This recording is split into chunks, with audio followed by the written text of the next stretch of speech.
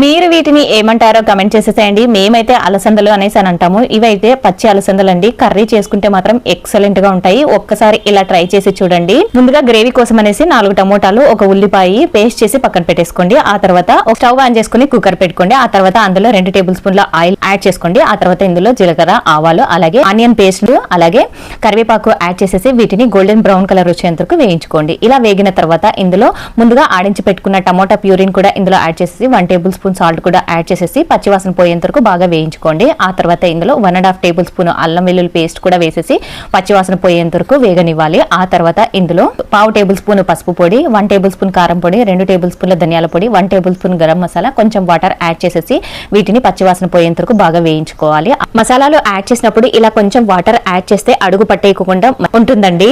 ఆ తర్వాత ఇందులో అలసందలు లేదా బొబ్బర్లని యాడ్ చేసుకోవాలి. యాడ్ చేసుకుని ఒకసారి బాగా మిక్స్ చేసుకున్న తర్వాత ఇందులో 1.5 గ్లాస్ వాటర్ ని యాడ్ చేసుకోవాలి. గ్రేవీ కన్సిస్టెన్సీ అనేది మీ ఇష్టం అండి. మీకు ఎంత చిక్కగా కావాలంటే అంత చిక్కగా వాటర్ ని యాడ్ చేసుకోవచ్చు. ఆ తర్వాత కుక్కర్ మూత పెట్టేసి ఒక 3 విజిల్స్ వచ్చేంత వరకు ఉడికించుకోవాలి.